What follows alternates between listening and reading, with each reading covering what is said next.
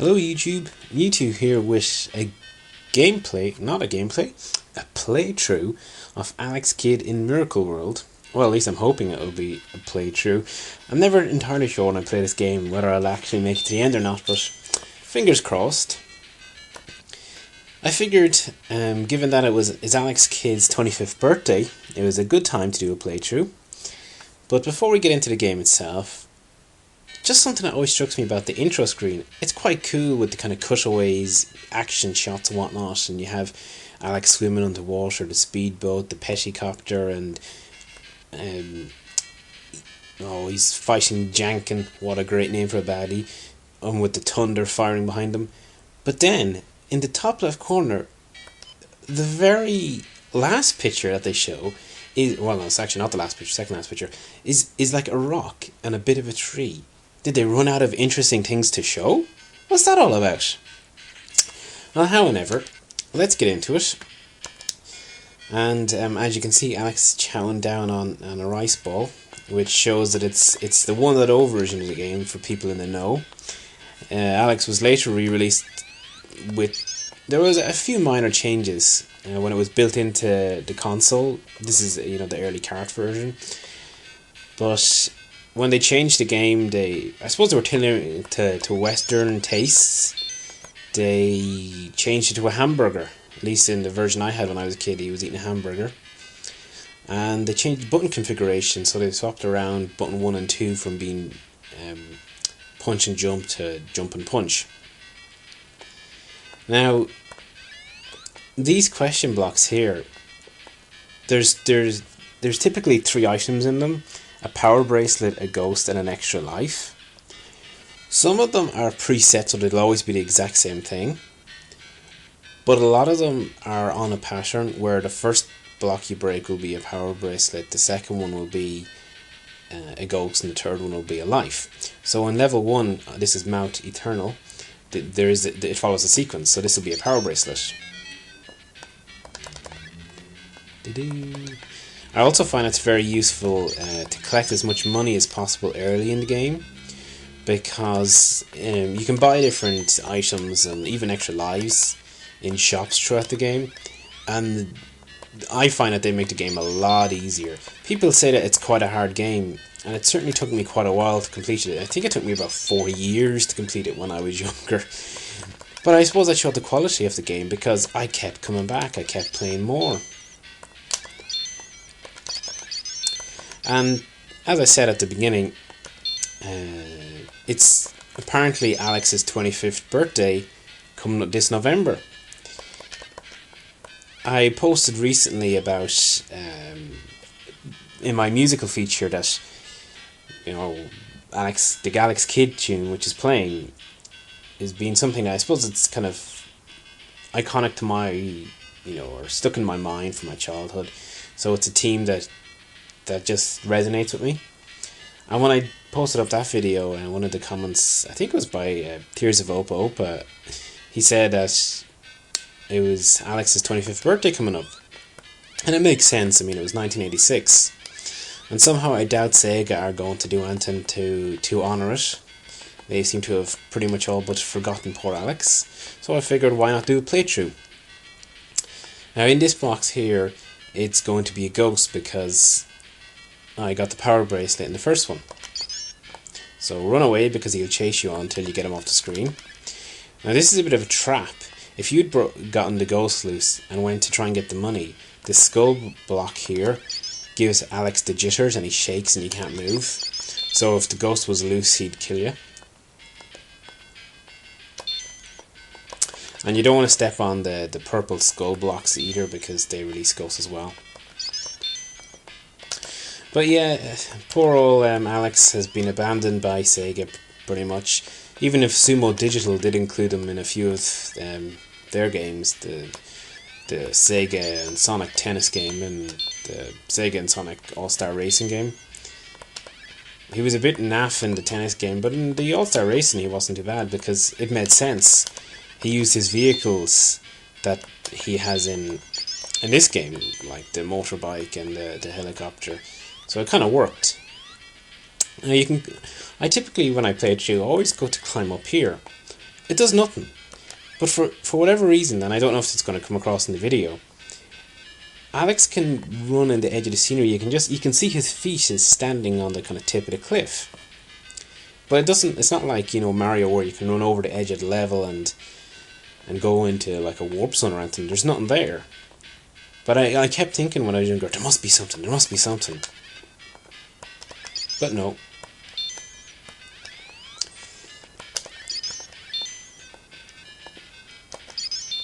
I also figured it would be fitting to do Alex as my second playthrough, given that I got it, when I got the Master System, I got the Sonic and Alex bundle with the 2 controllers. So the 2 games I got first with the system were Sonic, which I've already done a playthrough of, and Alex. So given that I've done Sonic, it makes sense to do one for the partner in crime.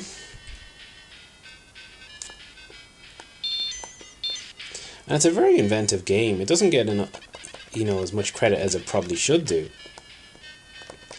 Like, it started out, and we were scrolling down. That's quite unusual for a platform game. In fact, I can't really think of any other instances of a platform game that does that. Generally, you're meant to come through here in this underwater area. But if you want, it is actually, I believe, possible to just about squeeze over the top. Or at least I've managed it before, or remember. I seem to remember going over the top of this area. I've played the game so often that, I end up trying all sorts of pointless things, particularly when you're younger. And nowadays it's more, follow the preset path that I normally play it. Come on, fishy. Those little fish can be tricky because of the sine wave pattern. So, because I freed the ghost, this question block will be alive.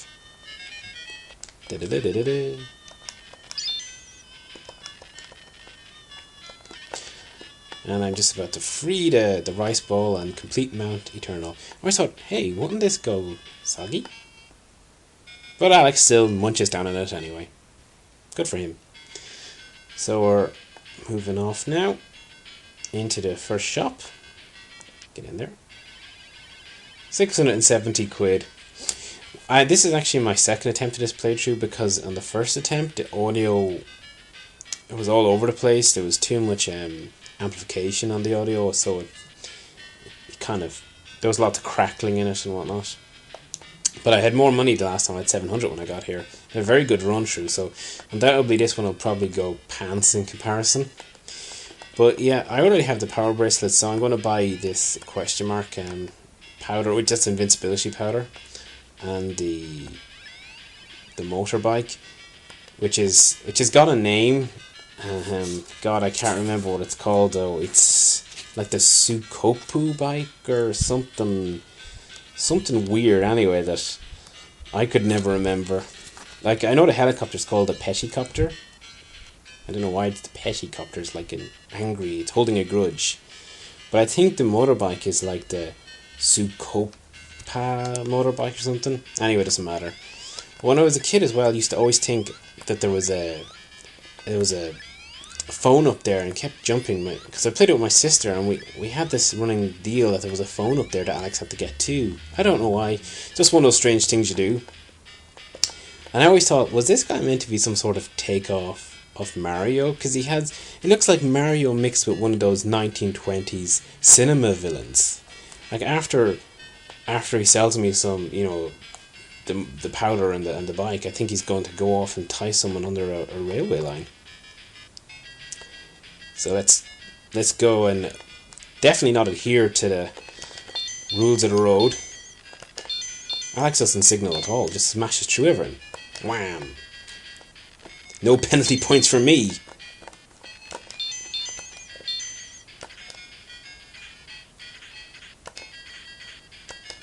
In fact, you're encouraged to kill everything. It increases your score.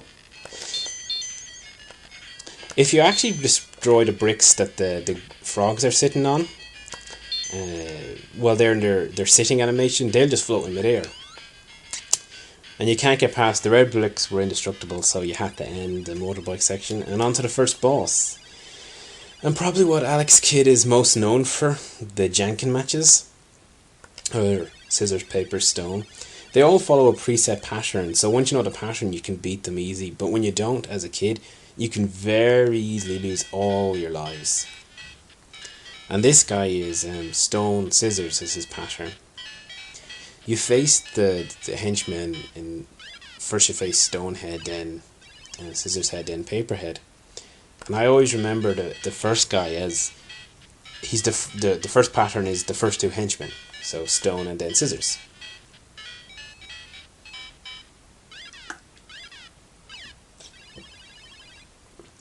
Darn it, I lose. And then he turns to a rice ball and Alex eats him. So moving on to Lake Fathom. And I'll probably do this playthrough in like 15-minute sections. Oh, and by the way, this is a preset block, so it's always an extra life in there. But yeah, I'll probably do it in 15-minute segments and put a playlist together if anyone wants to watch it, in one complete viewing, just so it's a bit more digestible. And ordinarily I'd be moving through the game a bit faster as well, but I was kind of wanting to chat about, I suppose, a few things about Alex Kidd and why do the playthrough, etc. Now, if you kill this guy, there's a hidden level sitting underneath him. But you have to be careful with destroying the tentacle.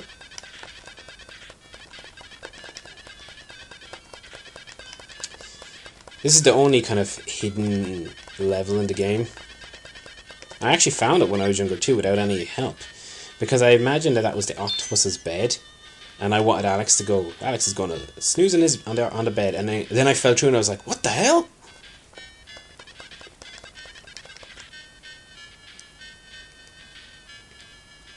I remember like thinking, "Oh my god, I can't believe I found a hidden level."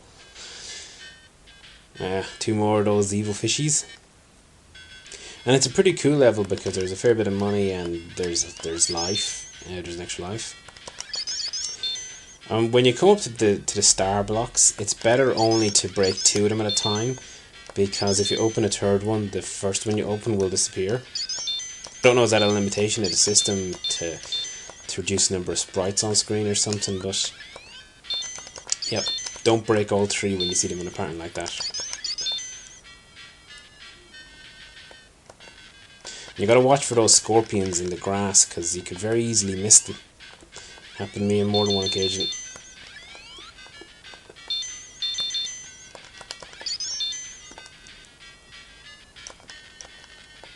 Get the scorpion before we head up. So yeah, I'll also get the last money block. To get the life is fairly simple. It kind of looks tricky, but it's actually really easy. Ooh, I say it's really easy and then I can't get up. So you break this block, then you stand here, jump up and break the next block, or next 2 blocks, leave the last one, and pretty much that scorpion can't get you, and you're free to get to life. And that's that. Dun dun dun dun dun dun dun. And I think this is like the island of Saint Nurari or something like that. But now the money's getting a little trickier to come by. Like, they put the blocks up in the middle of the sky, so now I can't be bothered going back for it. Which is why I tended to kind of try and get a lot in the first few levels, because they're just so much easier to get. By the end of the game, I'll probably end up with like an extra 1,000, unspent money, so it's not like I need it or anything. So you can kind of go easy on the collection of the money if you want, nearer to the end.